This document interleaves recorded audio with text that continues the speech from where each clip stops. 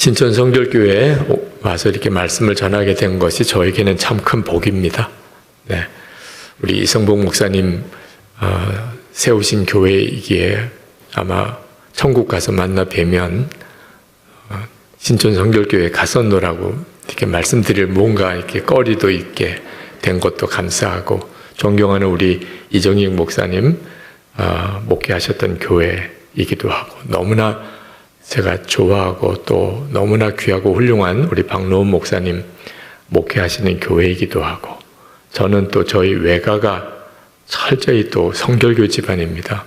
그래서 그 점에 대해서도 저에게 좀 특별한 의미가 있는 신천 성결교회에서의 3일 동안의 집회입니다. 저는 이번 3번의 집회를 통해서 정말 예수님을 잘 믿으시자 말씀을 드리려고 합니다. 여러분 다 예수님을 믿으시는 분들이기 때문에 진짜 잘 믿으시도록, 이왕 예수님을 믿으셨으니 정말 잘 믿으시도록 그 3번의 말씀을 드리려고 합니다. 제가 은퇴를 하고 난 다음에 지난 1년 동안 정말 많은 교회를 다녔습니다. 그러면서 똑같은 예수님을 믿는데 신앙생활은 교회마다 다 다르다는 것을 느꼈습니다. 예수님께서 요한계시록에 7교회에 편지를 쓰셨는데 다 다릅니다. 그 교회마다 편지 쓴 내용이 다 다릅니다. 교회는 그런가 봅니다. 우리 신천 성결교회에 주님이 이 교회에 대하여 하실 말씀이 아마 있으실 겁니다. 제가 그걸 다 정확하게 알 수는 없죠. 한 가지 분명한 것은 예배당이 얼마나 크냐 작으냐 하는 것은 주님의 별 관심이 아니실 겁니다. 교인 수가 얼마나 되느냐도 별로 주님의 관심이 아닐 것입니다. 주님의 관심은 신천 성결교회 교인들이 얼마나 예수님을 잘 믿으시는가, 그것만 주님의 관심이실 겁니다. 요한계시록에 보면 라오디게아 교회에 주님이 쓰신 편지를 읽어보면 라오디게아 교회는 너무 부자였던 것, 그게 자부심이 대단한 교회였습니다. 부유하여 부족함이 없다고 스스로 그렇게 말할 정도로 대단히 부유한 교회입니다. 우리 교회도 말입니다. 이왕이면은 부자 교회 다 되고 싶어 하지, 그죠? 네. 어느 교회가 아주 부자 교회다 그러면 은근히 부러운 마음도 들기도 합니다. 근데 주님의 눈에는 그게 전혀 의미가 없다는 것을 라오디게아 교회를 보면 알 수가 있습니다. 예수님께서는 라오디게아 교회, 그 부자 교회, 부유하여 부족함이 없다고 하는 그 교회를 향하여 내가 너를 입에서 내뱉으리라, 아주 끔찍한 말씀을 하셨습니다. 그 라오디게아 교회가 뭐가 문제가 있었을까요? 그 부자 교회 안에 예수님이 들어가실 수가 없었습니다. 세상에 이런 일이 있을 수가 있습니다. 교회인데 말입니다. 예수님이 그 교회에 들어가실 수가 없었어요. 그래서 요한계시록 3장 20절에 보면 내가 문을 두드리노니 누구든지 문을 열면 내가 들어가. 라오디게아 교회에 하신 말씀이에요. 그러니까 라오디게아 교회는 예수님을 믿지만 예수님은 정작 교회 안에 들어가실 수가 없는 교회였으니 그럴만하죠. 그래서 예수님께서 라오디게아 교회를 향하여 말씀하시기를 내 공고한 것과 가련한 것과 가난한 것과 눈먼 것과 벌거벗은 것을 네가 알지 못한다. 그러니까 겉으로는 아주 부유하고 부자인 교회인데 영적으로는 너무너무 가난하고 불쌍한 교회였습니다. 한마디로 라오디게아 교회는 예수님 잘 믿는 교회가 아니었던 거예요. 자, 그 정말 심각한 문제죠. 예수님을 잘 믿는다고 하는 것이 우리에게 있어서 대단히 중요해요. 우리가 살아가는 동안에 죄 짓는 것이 참 두렵잖아요. 근데 그보다 더 심각한 문제가 자기가 어떤 죄를 짓고 사는지를 모르는 것. 그러면 회개도 못하는 거예요. 내가 뭘 잘못했는지 알면 그러면 회개하고 고칠 수는 있잖아요. 근데 자기가 뭘 잘못했는지 모르고 살면 그건 정말 심각하잖아요. 그러니까 라오디게아 교회 문제는 자기들이 무슨 문제가 있는지를 모르고 오히려 거꾸로 자기들은 부자로 부족함이 없다고 생각하는, 이거 정말 심각한 문제죠. 그러니까 하나님과 라오디게아 교회 사이에 막힌 담이 있었던 거예요. 저는 오늘 여러분과 같이 말씀을 나눌 때 주님 앞에 간절히 기도하기를, 하나님 우리가 무슨 문제가 있는지를 알게 해주세요. 오늘은 하나님께서 우리에게 진짜 회개의 문을 여시는 날 되었으면 좋겠어요. 하나님과 우리 사이에 뭐가 이렇게 막힌 것이 있으면 주님이 깨닫게 하시고 그걸 정말 회개하고, 그래서 그 막힌 것이 해결되어지기를 축복합니다. 한국 교회가 지금 가지고 있는 심각한 문제가 어느 순간부터 율법주의적인 종교가 되어버린 거예요. 불교 아시죠? 또 이슬람교도 아시죠? 또 유교도 아시죠? 거기에 그냥 기독교가 들어가는 거예요. 그 사람들은 기독교가 특별할 거라고 전혀 생각을 안 하는 거예요. 우리가 불교와 비교가 되는 것 자체가 말도 안 된다고 생각하지만 사람들은 기독교나 불교나 그냥 종교일 뿐인 거예요. 겉으로는 열심히 여전히 대단합니다. 이 율법주의자들도 열심히 대단해요. 율법주의적인 종교의 특징이 유교라든지 이슬람교라든지 그런 게 율법주의적인 종교입니다. 그들의 기도 생활이나 또 그들의 종교 생활을 보면 그 열심은 인정해 줄 만하죠. 근데 우리도 잘못하면 우리의 신앙생활이 그런 어떤 율법적인 열심만 남아있는 거가 될 수 있다는 거예요. 우리가 율법주의적인 종교가 되어버린 현상 중에 하나가 말씀은 아는데 말씀대로 살지는 않아요. 정말 심각한 거죠. 여러분, 항상 기뻐하라는 말씀 들어본 적이 있나요? 충격 받으셨나요? 그런 말씀도 다 있어. 그래서 항상 기뻐하시나요? 그게 지금 율법적인 종교로 내가 지금 신앙생활 하고 있는 뚜렷한 증거 중에 하나예요. 말씀은 알지만 내 삶은 말씀하고 달라요. 예수님이 우리 안에 계세요. 우리가 아까 찬양도 했잖아요. 예수님 내 마음에 계시다고. 그런데 은밀한 죄를 짓고 살아요. 그건 무서운 율법주의적인 종교가 되어버린 거예요. 예수님이 내 안에 계시다는 것은 더 이상 실제가 아니에요. 마음에 기쁨도 없고 평안도 없고 감사도 없고 사랑도 없고, 그런데 겉으로는 열심히 신앙생활을 해요. 이 정말 무서운 일이 되어버린 겁니다. 마음에 하나님과 사이에 뭐가 이렇게 꽉 막혀버린 거예요. 역대상 10장에 보면 사울 왕이 블레셋과의 싸움에서 죽습니다. 그 아들과 함께.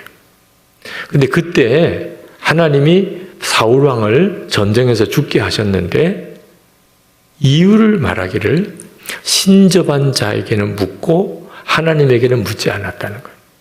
그러니까 사울 왕이 블레셋과의 전쟁을 앞두고 귀신 들린 여자에게 찾아가서 그 사무엘 선지자를 불러달라고 뭐 그런 내용을 여러분도 아시죠? 그게 죄라는 거예요. 그런데 사무엘상 31장을 읽어보면 사울 왕이 블레셋과의 전쟁을 앞두고 하나님 앞에 간절히 기도합니다. 실제로 기도했어요. 하나님께 기도했다고요, 사울 왕이. 그런데 하나님이 응답을 안 해주세요. 아무런 응답을 안 하십니다. 그러니까 너무너무 다급해서 신접한 자에게 찾아가서 사무엘의 영혼을 불러내는 그런 일을 해요. 자, 성경을 가만히 읽어보면 분명히 사울 왕이 기도했는데 왜 역대상 10장에서는 신접한 자에게는 묻고 하나님에게는 묻지 않았다고 했나?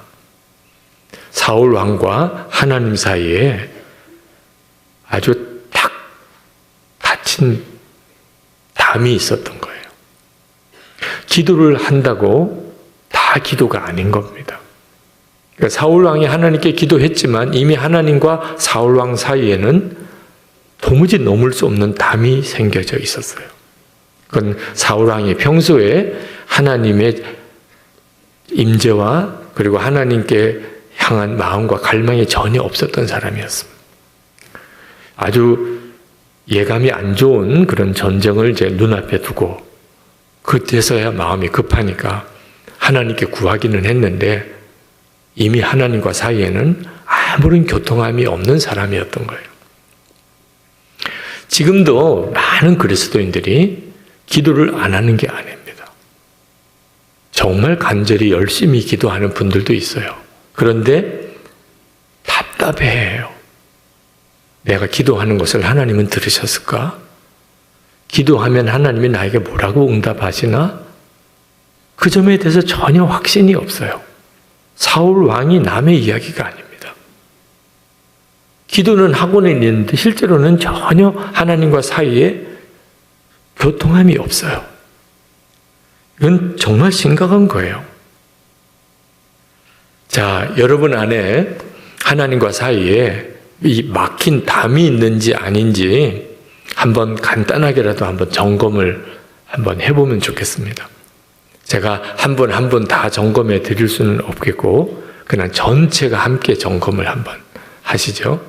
제가 한 10가지 정말 생명의 신앙을 가지고 있는 사람, 살아계신 예수님이 내 안에 내 생명이 되시고 내 주님이 되시고 나의 왕이 되신 그런 사람인지 아니면 그냥 율법주의적인 종교로서 내가 예수를 믿고 있는지 한 10가지 질문을 해보면 드러나요. 예수님을 믿으면 이렇게 된다고 성경이 말한 내용들을 한번 여러분에게 질문을 드릴 테니까 듣는 즉시 아멘 이렇게 마음에서부터 아멘이 되시는 분은 큰 소리로 아멘 해주실 거예요.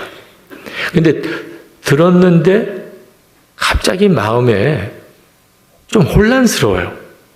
그냥 아멘 해야 되나 말아야 되나 약간 좀 마음에 걸림이 생기는 가만히 계시면 돼요.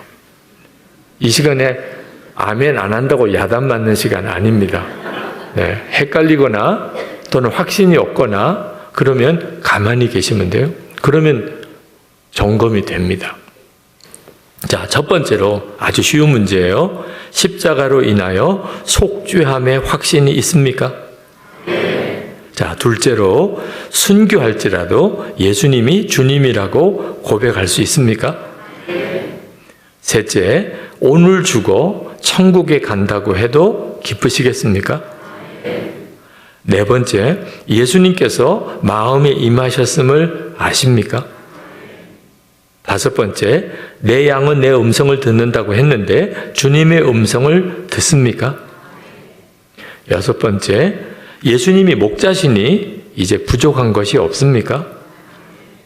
일곱 번째, 예수님을 믿기에 두려움과 염려가 다 사라졌습니까? 여덟 번째, 예수님의 마음이 임하셨으니 이제 은밀한 죄가 사라졌습니까? 아홉 번째, 원수도 사랑하게 되었습니까? 열 번째, 자아가 죽었습니까? 자, 건강검진 받으러 가서 온몸이 다 문제네요. 이런 경우는 없잖아요. 그렇죠? 폐가 문제네요. 간이 문제네요.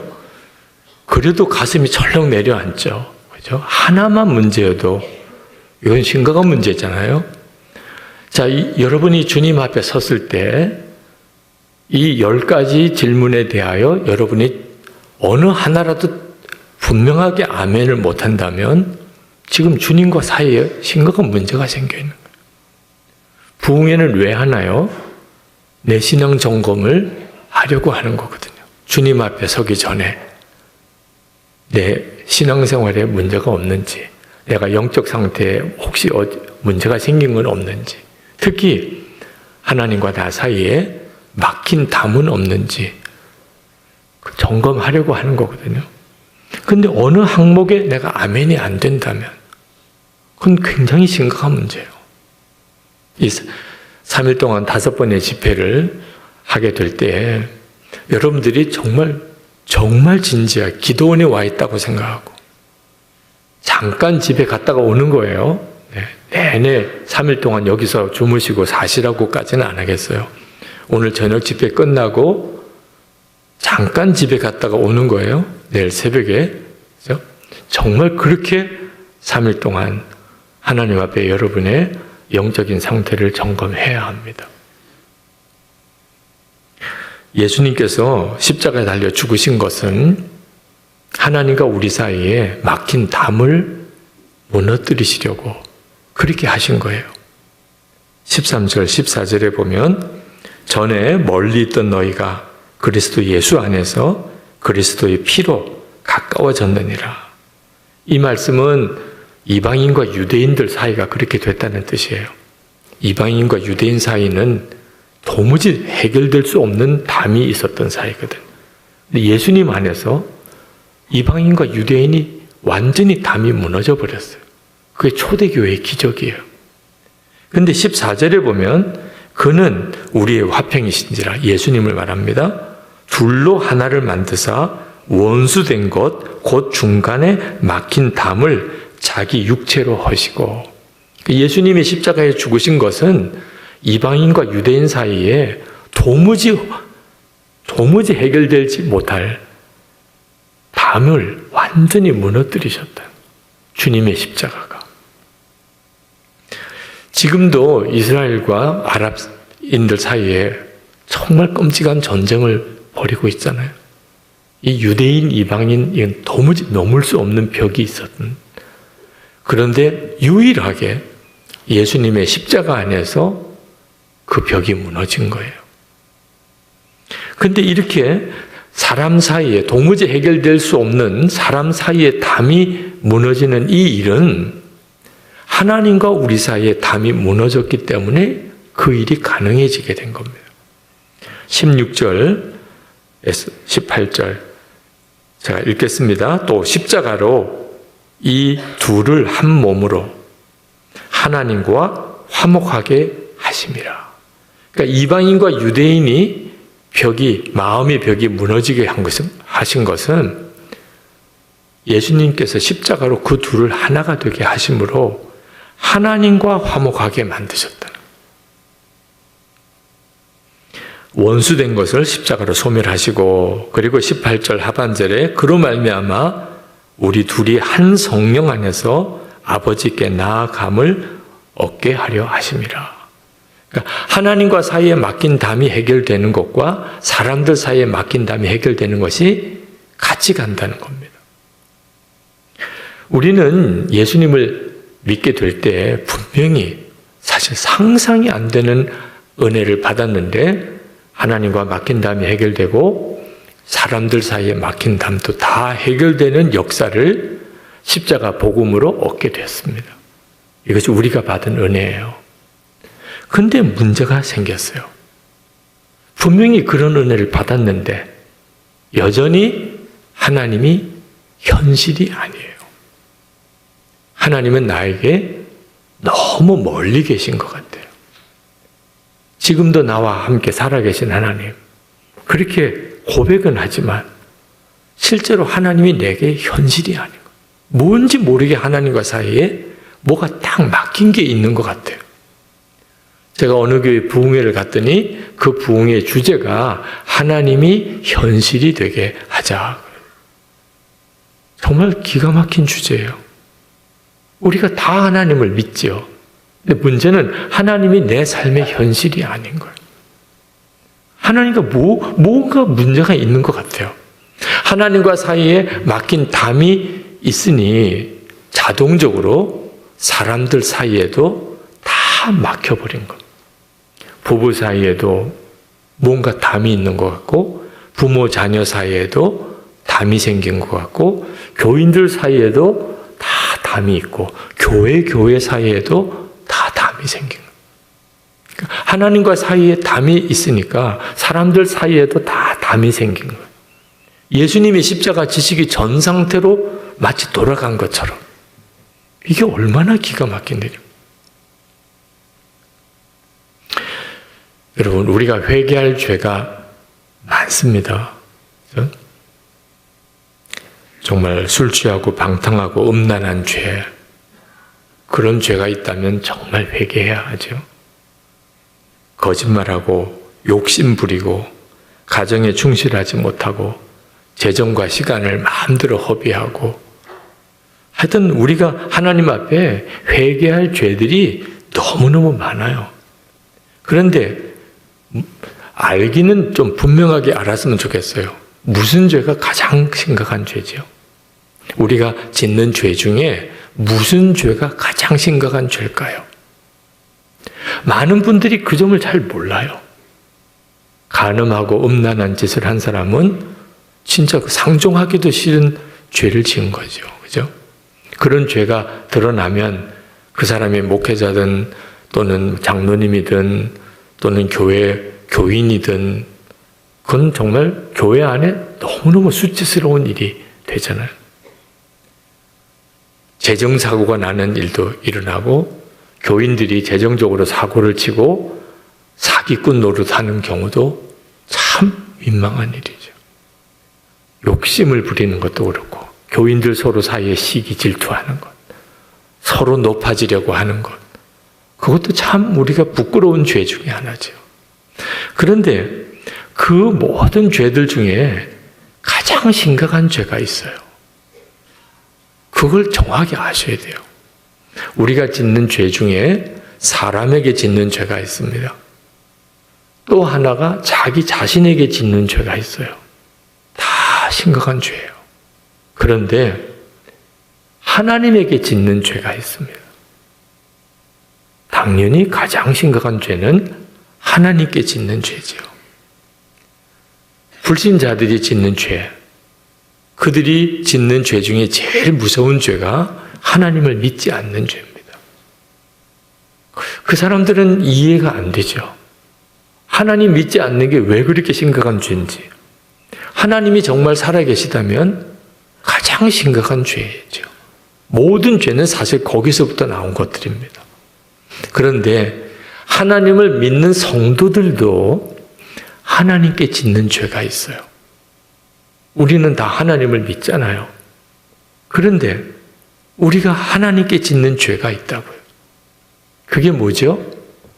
예수님을 영접하고도 예수님을 무시하고 사는 거예요. 우리가 다 고백해요. 예수님은 내 안에 계시다고. 영접했으니까. 우리가 예수님을 다 영접했잖아요. 그런데 실제로 오늘 하루 여러분은 예수님을 얼마나 생각하고 사셨나요? 여러분 안에 계시다면, 예수님이 여러분 안에 계시다면 아침에 눈을 뜰 때 여러분은 예수님을 생각하셨나요? 눈 뜬 그 첫 순간 여러분 안에 계신 것을 진짜 믿는다면 눈 뜬 순간이 주님, 그래야 되는 게 맞죠. 여러분 누구랑 식사할 때 주님도 함께 생각하셨나요? 혼자 있든지 사람들과 같이 있든지 일을 하든지 또는 쉬는 시간이든지 주님은 항상 여러분 안에 계셨잖아요. 그 점을 여러분은 오늘 정말 분명하게 인식하셨나요? 만약에 그러지 않았다면, 목사님 오늘 제가 주님을 거의 생각 못하고 살았네요. 바쁘게는 살았어요. 새해가 들어왔으니 월요일이고 뭐 할 일이 얼마나 많아요. 정신없이 살았어요. 저녁 부흥회도 또 있으니 저녁 일과를 다 뒤로 미루고 아주 허겁지겁 여기 오셨어요. 근데 와서 가만 생각하니까 오늘 거의 주님 생각 못하고 살았어요. 여러분, 이것은 무슨 뜻이에요? 완전히 주님을 무시하고 살았다는 거죠. 예수님이 내 마음이 계시지 않다면 주님을 생각하지 못하고 산 게 주님께 무슨 죄가 되겠어요? 그런데 예수님을 여러분의 마음에 모시고 산다면 문제는 달라지는 거예요. 만약에 여러분이 집에 갔는데 가족들이 다 여러분들을 전혀 본 척도 안 한다면 그날 여러분의 마음은 어떨까요? 여러분 교회에 왔는데 여기는 지금 신천성결교회 교인 아니신 분들도 혹 있으실지 모르겠어요. 근데 신천성결교회 교인이시라면 내 교회에 왔잖아요. 그런데 누구도 날 아는 척도 안 해요. 본 척도 안 해요. 그러면 여러분의 마음이 어떠실까요? 무시당해 보셨죠? 어느 자리에 어느 곳에 가서 여러분이 무시당해 봤을 때 느낌 아시죠? 우리 중에서 가장 무시당하시는 분이 누구신가? 예수님이시라는 거예요. 그게 하나님과 우리 사이에 막힌 담인 거예요. 주님을 모시고 산다고 하면서도 주님을 전혀 기억도 하지 않고 바라보지도 않고 살면서 급하고 어려운 일이 생길 때 주여라고 기도하면 사울 왕이 겪었던 그 느낌을 그대로 겪을 수밖에 없던 거예요. 기도는 하기는 하는데 기도에 전혀 아무런 역사를 경험을 못하는 거죠. 한국교회 부흥이 임했던 1907년 평양 대부흥, 그때 그 부흥의 가장 중심 인물 중에 한 사람이었던 길선주 장로님. 장로님이시지만 지금으로 따지면 목사님이신 경우예요. 왜? 그때는 안수받은 목사님이 안 계실 때니까. 그 길선주 장로님이 무슨 회개를 했었냐 하면 친구가 일찍 세상 떠나서 유족들에게 그 자녀들이 장성해서 전달해 달라고 맡긴 유산을 자기가 반을 떼먹었다는 거예요.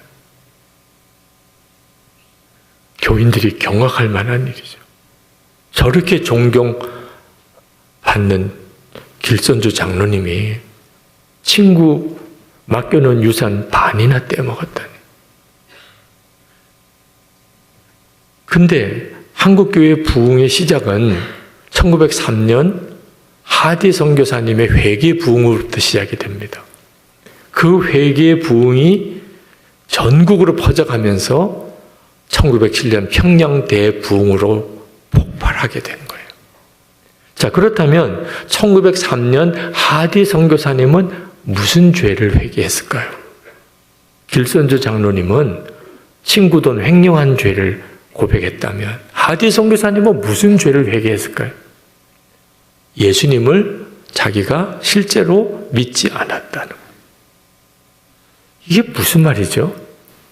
아니 20대 의사였던 하디 선교사가 이 조선 땅에 와서 여기서 선교사로서 자신의 귀한 한 평생을 들였어요. 그 선교사가 예수를 안 믿었다니. 자기가 한국에 와서 한국의 교회를 세우고 예수 믿는 성도들을 세우려고 할 때 자기가 배운 신학 지식, 자기가 훈련받은 의사로서의 경험, 그리고 자기의 개인적인 열심과 그리고 노력으로 영혼을 구원하고 교회를 세울 수 있을 거라고 자기가 생각했다. 그런데 한국에서의 선교는 열매가 없었어요. 한국 교인들은 제대로 예수 믿는 것 같지도 않고 한국의 교회가 제대로 된 교회가 설 수 있을까 도무지 믿어지지도 않았어요. 하디 선교사님이 선교지를 이렇게 순회하고 돌아오는 날은 밤새도록 울고 기도하셨어요. 너무 한국교회 현실이 비참하고 믿을 만한 교인 없고 이게 한국교회 제대로 되겠나? 그게 너무 마음이 무너져요. 한국교회 선교 실패라고 생각했어요. 이유는 한국교회 교인들의 수준이 너무 낮았다고 생각했어요. 도대체 이 사람들은 믿음을 제대로 가질 수 있는 사람인지 모르겠다. 그런데 선교사님 수련회 때 하디 선교사님이 설교 준비를 하다가 그가 설교의 대지를 꼽았어요. 우리가 진짜 기도의 역사를 믿어야 된대. 기도 응답을 받으면 어떻게 해야 되냐? 예수님을 진짜 믿어야 된다. 그리고 정말 주님이 자기 안에 계신 것을 알아야 된다. 그리고 철저히 주님께 순종해야 된다. 근데 그렇게 설교 준비는 했는데 성령께서 물으신 거예요. 너는 그러냐? 너는 그러냐? 너는 정말 예수님이 너와 함께 계신 것을 진짜 믿고 모든 것에 주님께 순종하여 내가 지금까지 복음을 전하고 교회를 세웠느냐? 거기서 꼬꾸라진 거예요. 설교는 그렇게 준비를 했는데 자기는 자기 열심과 자기 노력과 경험 가지고 그렇게 전도할 수 있다고 생각하고 그렇게 교회를 세울 거라고 생각해서 그렇게 해왔다. 예수님을 전적으로 믿고 의지하지 않았다. 그러니 한국교회 선교 열매가 없는 거죠. 성령께서 내가 설교 준비를 했지만 선교사님들 앞에서 내가 깨달은 회개한 그것을 고백하라. 그래서 선교사님들 앞에 눈물로 고백한 거예요. 한국교회 선교의 실패, 한국 교인들이 제대로 예수 못 믿는 이유, 이 하디 선교사 때문입니다. 제가 전적으로 예수님이 나와 함께 계시고 그 예수님을 전적으로 의지해서 그동안에 선교한 게 아니었습니다. 선교사님들도 충격을 받았어요. 자기들이 실제로 그렇게 했었으니까. 그리고 그들이 그 다음 주일에 섬기는 한국 교회에 가서 한국 교인들 앞에서 여러분들이 예수를 제대로 못 믿는 이유는 저 선교사 저 때문입니다. 제가 예수님을 진짜 믿고 주님을 의지하지 않았었습니다. 한국 교인들은 기가 막힌 거예요. 선교사들이 우리가 예수 제대로 못 믿는 이유를 다 선교사들이 자기 잘못이라고 합니다. 그리고 회개가 터진 거예요. 그리고 일어난 회개 운동이 평양 대부흥회까지 이어진 거예요. 길선주 장로님의 그 회개 고백으로도 나온 거죠. 이 문제, 여러분 친구 돈 횡령한 죄가 커요? 예수님을 안 믿은 선교사의 죄가 커요? 얼핏 보면 친구 돈 횡령한 죄가 더 커 보이죠. 그러나 비교가 안 되는 죄예요. 예수님을 진짜 믿지 않은 죄. 그 죄가 지금 우리들의 문제라니까. 우리가 다 예수님을 믿는 사람들이에요. 그래서 더 기가 막힌 거예요. 예수님이 내 마음이 계시다고 다 고백하는 사람들이에요. 그러니까 우리 죄가 더 심각한 거예요. 정말 예수님을 생각하지도 않고 주님을 정말 무시하고 우리가 교회를 의논하든 교단위를 의논하든 주님을 바라보지도 않아요. 제가 처음 전도사로 우리 감리교회 지방회에 참석했을 때예요. 목사님, 장로님들이 다 대표들이시죠. 그런데 왜 싸우는 일이 생기는지, 소리를 지르고 마이크를 뺏고 무슨 문제로 싸우는지는 기억이 안 나지만 그렇게 얼굴이 시뻘개지고 막 소리를 지르고 그건 지금도 눈에 선해요. 그렇게 싸우더라. 너무너무 마음이 무너지더라. 그런데 더 기가 막힌 것은 그렇게 싸우다가 추도 예배 시간이 됐어요. 그 해에 돌아가신 장로님 두 분을 추도 예배 시간에 회의가 제대로 진행이 안 되니까 감리사님이 일단은 지금 추도 예배 시간이 됐으니 요 안건은 그 뒤에 처리하기로 하고 추도 예배부터 드리는 게 어떻겠습니까? 지방 회원들이 다 동의했어요. 자, 그러면 예배위원들 올라오세요. 예배위원들 올라와서 사회하시는 목사님이 나가셔서 우리 예배를 시작하겠습니다. 찬송을 부르겠습니다. 조금 전까지 그렇게 싸우다가 찬송을 부르는 거예요. 아니, 하나님은 이렇게 예배를 받으시는? 아니, 하나님은 이렇게 찬송을 받으시는 거예요. 아니, 찬송을 부르려면 싸웠던 당사자들이 뭘 화해를 하고 찬송도 불러야 되는 거 아니에요? 하나님께 찬송을 부르려고 하다 보니 이게 지금 찬송을 부를 수 있는 상황이 아니잖아요. 그래서 서로 회개하고 서로 화해하고 이제 우리 하나님께 예배할 수 있게 되었습니다. 뭘 이렇게 돼야 되는 거 아니겠어요? 저는 그렇게 느껴지더라고. 어떻게 이렇게 갑자기 찬송을 부를 수 있나? 찬송을 부르는데 눈물만 나요. 그렇게 예배가 끝나고 또 싸우는 거예요. 예배를 왜 드리나 모르겠어요, 예배를. 여러분, 이게 얼마나 무서운 일인가를 아셔야 돼요. 이건 진짜 소름이 끼치도록 무서운 일인 거예요. 율법주의적인 종교화되어 가는 것은요, 진짜 끔찍한 일이에요. 겉으로는 예배도 드려요. 기도도 해요. 헌금도 해요. 여러 가지 전도 일도 해요. 실제로는 주님을 안 믿어요. 많은 성도들이 죽는 것이 힘들다, 그런 말을 합니다. 나는 죽고 예수로 살자고. 실제로 예수님을 마음에 영접했으면 나는 죽고 예수로 살아야만 돼요. 예수님을 내 생명으로 영접했으면 나는 죽는 거죠. 그래야 예수님이 내 생명이 되시는 거잖아요. 그래서 나는 죽고 예수로 사는 복음을 설교하면 많은 분들이 힘들어하세요. 목사님, 죽는 거 진짜 어려워요. 죽는 거 너무 힘들어요. 절대 그렇지 않습니다. 안 죽고 예수 믿으려니까 어려운 거죠. 죽는 게 어려운 게 아니에요. 그건 이미 이루어진 일이에요. 하나님께서 예수님을 십자가에 죽게 하실 때 예수 믿는 모든 성도들은 예수님과 함께 십자가에서 죽었다고 하나님이 이미 정하신 거라니까. 우리는 믿기만 하면 되는 거예요. 사무엘하 6장에 보면 웃사 이야기가 나옵니다.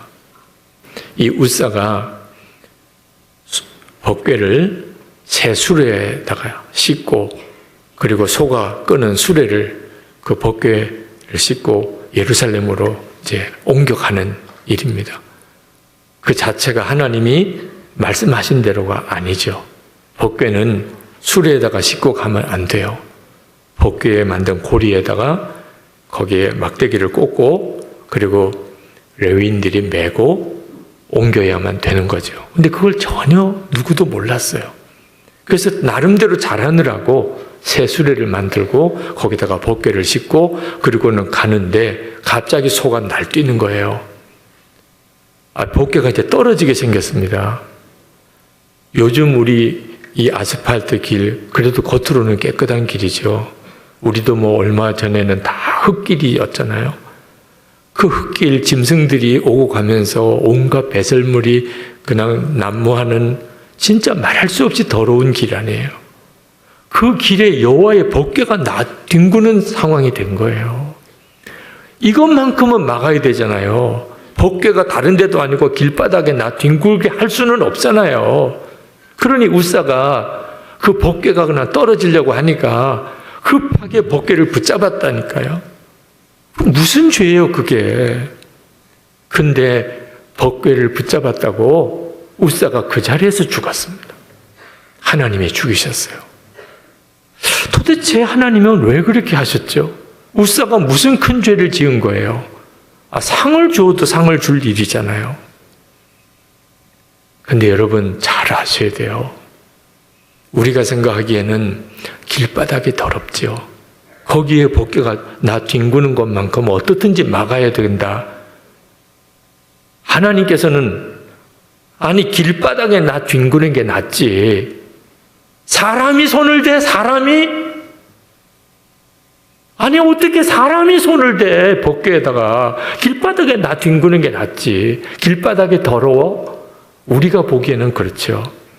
길바닥은 그냥 하나님이 지으신 창조 자연 세계 속에 그냥 하나일 뿐이에요. 짐승 오물이 더러워요? 배설물이? 그건 하나님이 지으신 창조 일부인 거예요. 더럽다, 깨끗하다고 말할 수 있는 것은 그냥 우리 관점에서 하는 거죠.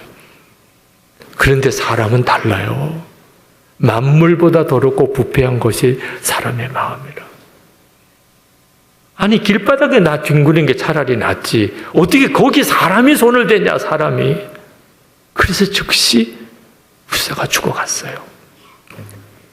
우사는 우리가 얼마나 더러운 존재인가를 우리에게 분명하게 알게 하기 위한 하나님이 쓰신 종인이죠. 우리가 그런 존재라고. 자, 그런데 그런 우리 안에 예수님이 오셨어요. 예수님이 오셨어요. 우리는요, 죽어도 벌써 수없이 죽어야 될 존재예요. 우사가 법궤에 손대고 죽어나갔다면 우리는 예수님 영접한 우리는 도대체 어떻게 살아있다고 말할 수 있겠어요? 내 십자가의 복음이 뭐예요? 예수님과 함께 우리가 이미 죽었기에 우리의 옛사람이 예수님이 우리 안에 오실 수 있었고 그래서 예수님이 우리 생명이 되신 거라니까. 그런데 죽는 게 어렵다는 말이 왜 나와요? 아니, 당연한 일인 거죠. 내가 죽었으니까 예수님이 내 안에 오신 건데. 우리가 예수를 믿어도 나는 죽었다고 하는 분명한 믿음과 고백이 없이 믿으니까 하나님과 우리 사이에 딱 담이 생긴 거예요. 예수를 믿기는 믿는데 주님의 역사가 안 나타나요. 내 속에 생수의 강이 흐르는 것이 느껴지지 않아요. 내 삶에 물이 포도주가 되는 역사가 경험되지 않아요. 예수를 믿기는 믿었는데 왜 도대체 성경에 나와 있는 그 모든 역사는 내게 안 나타나는 거죠? 내가 안 죽었다고 생각해요. 죽지도 않았는데 어떻게 살 수 있나요? 아니, 안 죽었다며. 그러면 어떻게 예수님이 내 새 생명이 될 수 있냐고요? 내가 안 죽었는데. 내가 죽었으니까 예수님이 내 새 생명이신 거잖아요. 우리가 진짜 회개해야 될 것이 뭔가? 물론 욕심 부린 거, 거짓말한 거, 음란했던 거 다 회개해야 될 죄들입니다. 그러나 그 모든 것보다 진짜 중요한 죄, 그 모든 죄의 시작, 내가 이미 죽었음을 믿지 않는 거예요. 예수를 믿는다면서도, 예수님을 영접했으면서도 죽지 않은 자아로 살고 있는 거예요. 이걸 정말 회개해야 하는 거예요. 어느 목사님이 습관적인 음란물을 탐독하는 음란물 중독에 빠져 계신 목사님이 계셨어요. 그 목사님과 이야기를 나누다가 그 문제가 드러났어요. 목사님, 저 도무지 음란물 중독에서 벗어날 수가 없습니다. 아무리 애를 써도 안 된대요. 이제는 회개도 못하겠대. 그동안에 하나님 앞에 수도 없이 회개도 하고 금식도 하고 자기 나름대로는 음란물을 끊어보려고 애를 썼대요. 교인들도 몰라요. 가족도 몰라요. 아내도 몰라요. 목사님 혼자서 어떻든지 해결해 보려고 애를 쓰지만 끊어지지 않는데, 제가 그 목사님께 말씀을 드렸어요. 목사님, 음란물을 끊으려고 노력해서 이거 못 이깁니다. 만약에 노력해서 죄를 이길 수 있었다면 예수님이 십자가를 왜 지셨겠습니까? 우리가 노력해서 죄를 안 지을 수 있다면, 그렇다면 주님의 십자가 지실 이유가 없잖아요. 안 되니까, 우리 힘으로는 도무지 안 되는 문제니까 예수님의 십자가에 죽으셨고, 예수님만 죽으신 게 아니고 목사님도 함께 죽으셨습니다. 목사님이 하실 일은 나는 죽었다고 믿고 고백하는 것입니다. 목사님의 죽었음을 받아들이세요. 그 외에는 죄를 이길 길이 없습니다. 그랬더니 그 목사님께서 그것이 안 된다는 거예요. 내가 죽었다는 게 도무지 믿어지지 않는다. 목사님이 지금 믿어지냐 안 믿어지냐를 따질 문제가 아니에요. 목사님은 지금 죄와 심각한 싸움을 싸우고 있잖아요. 싸움이 아니고 아예 끌려가고 있잖아요. 지금 죄에 사로잡혀서. 목사인데 이게 말이 됩니까? 그런데 그게 현실인 거예요. 하나님께서 주신 답은 우리 보고 그냥 죄 짓지 말라 그랬으면 우리는 하나님 믿지도 못합니다. 하나님이 주신 답은 죄의 종로를 하던 우리 옛사람을 예수님과 함께 십자가에 죽게 하신 것입니다. 우리는 믿을 뿐이에요. 그랬더니 그 목사님께서 자신이 없다는 거예요. 그렇게 믿을 자신이 없다. 목사님, 그러면 그냥 나 따라하세요. 하나님, 저 아무개는 죽었습니다. 따라하세요. 그랬더니 대답을 안 하죠. 아니, 목사님, 따라하지도 못합니까? 아니, 믿어지지 않는다. 자신이 없다. 아니, 언제까지 그렇게만 하고 있을 겁니까? 아니, 따라 한번 해보세요. 하나님, 저 아무개는 죽었습니다. 그게 성경이 말하는 너무나 놀라운 복음이지 않습니까? 그랬더니 그 목사님이 겨우 따라하세요. 하나님, 저 아무개는 죽었습니다. 그러더니 눈물이 터졌어요. 그리고 하나님, 진짜 믿게 해주세요. 그러고는 통곡을 하는 거예요. 이제는 회개도 안 된다는 분, 이제는 하나님 앞에 나와 기도해도 눈물도 안 난다는 분이 그냥 그 앞에서 통곡을 하시는 거예요. 그 목사님 붙들고 같이 저도 울고 그 목사님도 울고, 그날 하나님의 영이 그 목사님을 사로잡았어요. 우리가 진짜 회개해야 될 문제가 뭐죠? 가정생활에서, 교회생활에서, 내 일터에서 예수님을 모시고 살면서도 왜 주님이 나와 함께 계신 것을 아무도 모르는 거죠? 남편도 모르고 아내도 모르고 부모도 모르고 자녀도 모르고 같은 교인들끼리도 모르고 세상 사람은 더 모르고 예수님을 모시고 살면서도 내가 죽었다고 진짜 믿고 고백하지 않으니까, 이것이 정말 해결되지 않으면, 그러면 우리는 예수님을 믿어도 실제로 뭐가 꽉 막힌 상태에서 살아갈 수밖에 없는 거예요. 신촌성결교회는 정말 은혜로운 교회잖아요. 이 교회 교인이라는 것은 정말 자랑스럽잖아요. 그러나 여러분, 아무리 은혜로운 교회 안에 여러분이 있어도 여러분 스스로가 여러분의 영혼이 복된 것은 보장되는 일이 아니에요. 여호수아서에 나오는 아간, 그 아간이 여리고성이 무너졌을 때 하나님이 여리고성에 있는 모든 재물 보아 손대지 마라. 이 여리고성에 있는 모든 것은 다 하나님의 것이다. 손대지 마라. 다 불태워버리라. 그랬는데도 불구하고 아간이 외투 하나랑 은 200세겔 덩어리, 금 50세겔 덩어리, 그걸 숨겼어요. 그 죄 때문에 그 다음 아이성에서 이스라엘이 크게 패합니다. 그리고는 하나님 앞에 여호수아가 나가서 하나님 앞에 간절히 기도하면서 누군가가 여리고성에 재물을 손댄 자가 있다는 사실을 알게 된 거예요. 그리고 제비를 뽑게 되죠.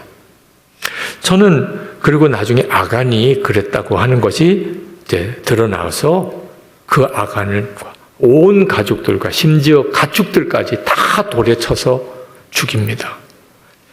여러분, 외투와 은 200세겔, 금 50세겔 덩어리를 숨긴 죄가 그렇게 무서운 죄입니까? 왜 그렇게까지 해야 됩니까? 그 말씀을 묵상하다가 두 가지 충격을 받았어요. 하나는 우리가 이스라엘 백성들이 어떤 백성인지 이미 여러 번 말씀도 듣고 성경 공부하면서 아시죠? 그렇게 하나님의 마음을 속썩이게 했던 백성들이에요.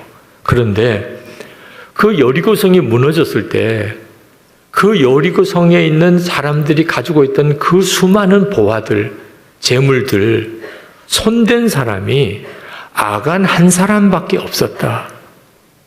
이건 엄청난 충격이에요. 아니 어떻게 그럴 수 있냐 말이에요.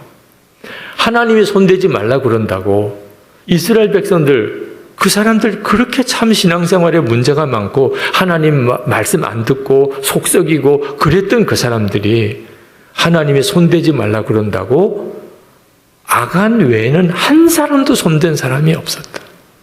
이건 진짜 놀랄 만한 일이잖아요. 근데 왜 그랬을까요? 요단강을 건너면서 여리고성을 소리 한번 지르고 완전히 무너지는 걸 보면서 하나님이 살아계시구나. 하나님이 지금 우리 가운데 계시구나.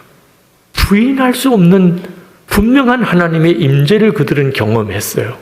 그런 가운데 있었다고. 그러니까 하나님이 손대지 말라고 그랬어요. 아무도 손 안 댔어요. 아간 한 사람 외에는. 자, 그런데 또 하나 충격은 그런 상황 속에서 어떻게 아간이라는 사람이 나오냐 말이에요. 이스라엘 백성 전체가 다 하나님이 손대지 말라고 그래서 누가 보든 안 보든 자기들 눈앞에 금덩어리가 돌아다니고 은덩어리가 돌아다니고 좋은 외투가 있고 그런 상황에서도 누구도 손을 안 대는 이 상황에 어떻게 아간은 손을 댔냐 말이에요. 더 무서운 것은 제비를 뽑아가요. 도대체 누군지를 그래서 지파별로 족속별로 가문별로 제비 뽑아갈 때 아간이 본인이 알았지 않겠어요? 나에게로 이게 모든 게 좁혀져 오는구나. 왜 자기가 제비를 뽑기 전에 여호수아요, 제가 외투랑 금은 덩어리 좀 숨겼습니다. 그럴만 하잖아요. 아무리 생각해도 그게 지극히 상식적인 일이잖아요. 어떻게 자기가 제비를 뽑을 때까지 가만히 있을 수 있었냐. 완전히 아간의 심령이 영적으로 딱딱하게 굳어져 있었어요. 그 은혜로운 시간에 하나님의 임재가 그렇게 놀랍게 나타나는 그 상황 속에 아간 같은 사람이 나올 수 있었다. 그러니 여러분, 좋은 교회 다닌다고 그것이 여러분의 믿음을 보장해 주는 게 아니라, 여러분 주변에 믿음 좋은 사람들이 있다고 그래서 여러분도 믿음이 좋은 건 아니라는 거예요. 여러분 스스로가 확인해야 돼요. 하나님과 나 사이에 막힌 담이 무너졌나? 나는 진짜 예수님이 나와 함께 계시고 그리고 예수님과 동행하는 삶을 사는가? 나는 죽고 예수로 사는 그 믿음으로 내가 그렇게 서는가? 제가 한번 어느 교회에 부흥회를 인도하러 갔다가 어느 장로님 한 분이 너무너무 환한 얼굴로 점심 대접을 해 주셨어요. 그러시면서 하시는 이야기가, 목사님 이번 부흥회에 우리 교회에 엄청난 일이 일어났는데 우리 집에 놀라운 사건이 벌어졌다. 그래서 무슨 일이냐고 그랬더니, 아내 되시는 권사님이 집회가 끝나고 그리고 나가니까 장로님을 끌어안으면서 우시더래요. 여보, 나를 용서해요. 내가 그동안에 당신에게 너무 잘못했어요. 장로님이 너무 당황스럽더래요. 권사님이 갑자기 그렇게 하시니까. 그러더니 집에 갈 때까지도 권사님이 내내 울기만 하시더니 집에 들어가서는 장로님 앉으라고 그러고 그 장로님 앞에 무릎을 꿇고, 여보, 나를 정말 한 번만 용서해달라. 다시는 내가 당신한테 마음 상하게 안 하겠다고. 내가 그동안 당신에게 너무 잘못했다고. 그렇게 회개하더라는 거죠. 그래서 제가, 장로님은 그래서 어떻게 하셨어요? 그랬더니 장로님께서 하시는 말씀이, 하나님 감사합니다. 그랬다는 거예요. 내가 밥을 계속 먹어야 되나 말아야 되나 이런 생각이 들더라고요. 아내 권사님이 그렇게 회개해서 너무 기뻐서 밥을 사주시는 거예요. 제가 그 자리에서는 더 이야기를 안 했어요. 네. 회개는요, 죄를 많이 지은 사람이 하는 게 아니더라고요. 은혜 받은 사람이 하는 거예요. 은혜 받은 사람이 회개하는 거더라고요. 그렇게 영혼이 탁탁하게 굳은 사람이 있더라고요. 그런 은혜의 역사가 일어나는 중에도 도무지 깨닫지도 못하고 회개하지도 못하고 돌이키지도 못하는, 여러분 이 3일 동안의 집회가 여러분이 여러분의 영혼을 정말 말씀 앞에 성령의 역사로 주님 앞에 다 드러내 보는 시간이 되기를 바랍니다. 저는 3대째 목사예요. 아버님도 목사님이고 할아버님도 목사님이시고, 저는 어릴 때부터 목사로 구별된 사람처럼 자랐습니다. 빗나가는 일 거의 없었고 아주 모범생으로 자랐어요.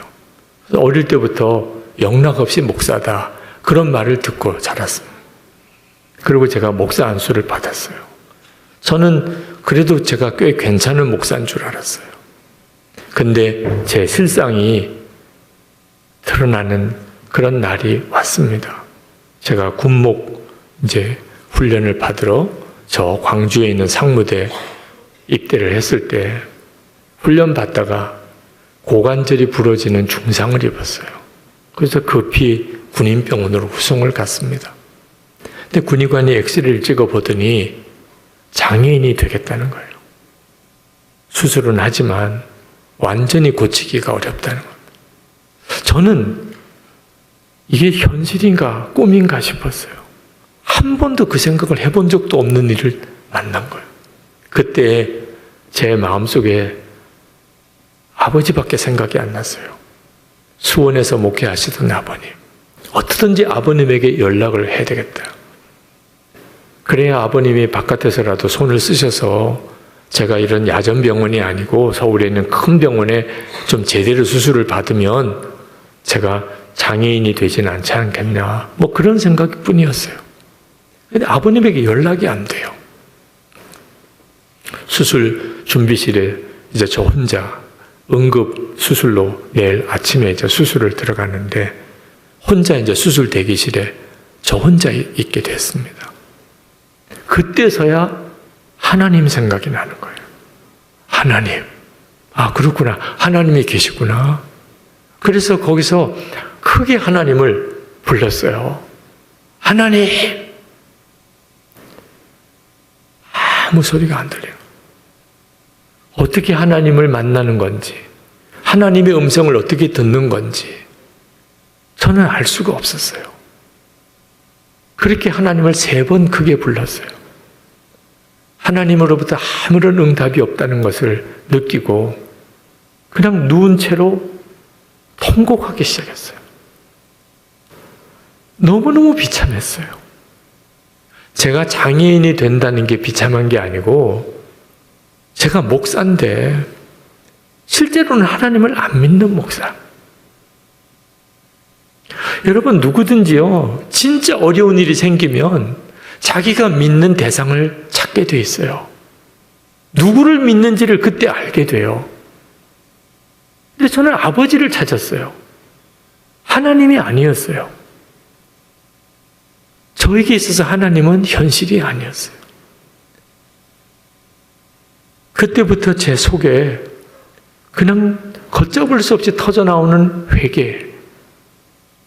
그동안의 사람들 보는 앞에서 사람들 보이는 내 모습, 보여주는 내 모습, 그건 모범생이었어요. 그러나 아무도 안 보는 그 시간에 나는 말할 수 없이 더럽고 음란하고 거짓되고 교만하고 악하고, 사람들은 모르죠. 근데 그날 그게 깨달아지는 거예요. 내가 얼마나 가정하고 더러운 자인지. 밤새도록 울고 회개하고 울고 회개하고 그냥 생각이 나는 거예요. 사람들 안 보는 그 시간에 내가 어떤 모습이었는지. 그렇게 새벽녘쯤 되어서 꼬박 밤을 샜지요. 예수님의 십자가가 전혀 다르게 느껴지더라고요. 그전에도 이미 저는 그 십자가의 설교도 했었어요. 그렇지만 그 십자가가 나를 구원하는 십자가라는 진실한 고백이 내게 없었어요. 모든 사람을 위한 십자가. 근데 그날은 내 죄를 사하는 그 십자가의 보혈의 능력이 얼마나 감격스러운지. 주님이 십자가에 피 흘려 주신 것이 내 이 모든 죄를 다 씻으시는 은혜라. 그게 얼마나 감격스러운. 그리고 기도가 바뀌었어요. 다리를 고쳐달라고가 아니고 오른쪽 다리를 받치겠다고 그랬어요. 그게 훨씬 더 주의 종이 되기에 좋겠더라고. 두 다리 멀쩡하니까 주의 종이라고 하면서도 실제로는 내가 가고 싶은데 내가 하고 싶은 일, 그렇게 살았더라. 제가 하나님의 종이 아니고 하나님이 제 종처럼 그렇게 생각했었더라. 그런데 장애인이 되면 제가 선택할 여지가 없죠. 오라는 대로 어디서 불러주기만 해도 감사한 거죠. 야, 진짜 하나님의 종이 되겠구나. 아버지가 나가 태어나자마자 하나님께 바쳐서 목사가 된 게 아니고 이제는 내가 하나님께 나를 드릴 수 있구나. 그래서 오른쪽 다리 바치겠다 그랬어요. 고쳐달라고 안 했어요.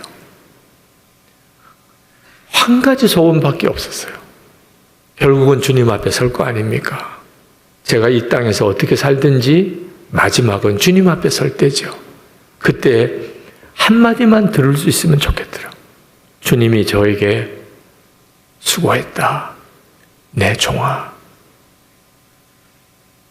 그 말씀 들을 수 있으면 성공한 거잖아요. 목사로서 한평생을 주의 종으로 일하고 주님이 수고했다고 내 종이라고 불러주시면 다른 소원 아무것도 필요 없더라.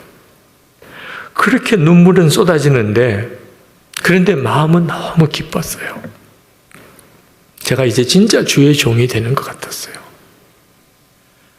더 놀라운 것은 그렇게 어제 밤 그 수술 대기실에 있을 때는 하나님이 어디 계신지 모르겠던데 그날 새벽에는 너무나 나와 함께 계신 거예요. 그게 그렇게 믿어져요. 그게 저에게는 회심이었어요. 그리고 모든 게 달라지기 시작했어요. 제 속에 하나님과 사이에 막힌 담이 있었어요. 겉으로는 아주 괜찮은 목사같이 보였어도 영적으로는 아주 완고한 하나님과의 친밀함이라는 게 뭔지도 모르고 주님을 인격적으로 만나지도 못하고 그저 속으로는 내 하고 싶은 대로, 내 되고 싶은 대로, 내 욕망대로 겉으로는 괜찮은 목사처럼 이렇게 살았다. 그날 그것이 꺾어졌어요. 그리고 모든 게 달라졌어요. 여러분, 그저 새해만 왔다고 좋아할 일이 아닌 겁니다. 하나님과 사이에 막힌 담이 무너지고 그러면 사랑과의 막힌 담이 다 무너지기 시작해요. 그러고서 한 해가 새로워지는 거예요. 이제부터 주님 앞에 갈 때까지가 여러분들마다 다 다르실 거예요. 어떤 분은 10년, 20년, 30년 얼마 안 가서 주님께 가실 분도 있을 수도 있죠. 여러분, 주님과 사이에 지금 막힌 담이 해결되지 않으면 그러면 갑자기 다가오는 죽음은 끔찍한 일이 되는 겁니다. 우리 이제 기도하는 시간을 좀 가졌으면 좋겠습니다. 오늘 말씀을 마무리하고 기도하면서 주님과의 시간을 좀 더 깊이 가졌으면 좋겠어요. 오늘 기도할 때 하나님, 제가 하나님과 사이에 막힌 담이 무엇입니까? 왜 저는 영적으로 이렇게 답답합니까? 왜 제게는 기도문이 이렇게 딱 막힌 것 같습니까? 제 심령에는 왜 기쁨과 감사와 사랑이 없습니까? 주님을 바라보는 눈을 뜨기 원합니다. 하나님과 사이에 막힌 담이 이제 다 무너지기 원합니다. 오직 하나입니다. 나는 예수님과 함께 죽었습니다. 이제 예수님이 내 생명이십니다. 여러분이 이 사실 하나를 분명하게 붙잡으면 모든 막힌 담이 다 무너지게 됩니다. 그리고 여러분의 삶 속에서 주님을 경험하기 시작합니다. 주님은 실제로 여러분의 삶의 현실이 되기 시작합니다. 이보다도 더 놀라운 일은 없습니다.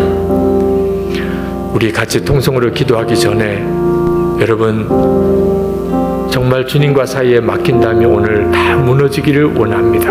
간절히 정말 원하시는 분들은 자리에서 일어나시기 바랍니다.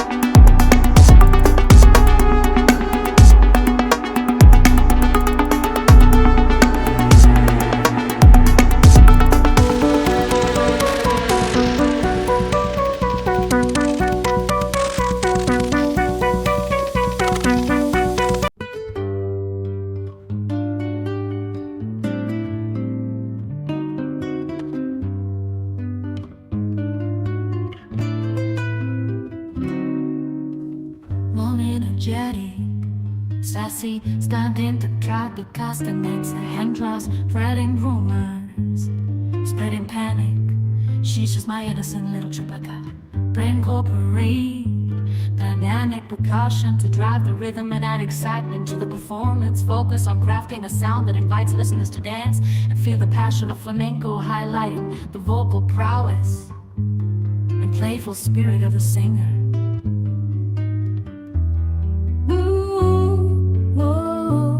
Slow down, no need to be so frantic. You're acting like an actor in a soap opera, spreading rumors and spreading panic. She's just my innocent little truth. 절대로 억지로 일어나지 마십시오. 지금 하나님과 사이에 뭔가 막힌 것이 있다고 느껴지시는 분, 근데 하나님 이것이 해결되기 원합니다. 더 이상 이 모습으로 계속 가고 싶지 않습니다. 이 상태로 10년을 더 살고 20년을 더 살면 뭐합니까? 주님, 제 안에 막힌 담이 무너지는 시간이 되게 해주옵소서. 주님을 바라보는 눈이 더 분명하게 뜨여지게 되기 원합니다. 이제는 진짜 예수님 나의 생명이시고 내 주님이시고 왕을 모시고 사는 사람으로 살아가게 해주옵소서.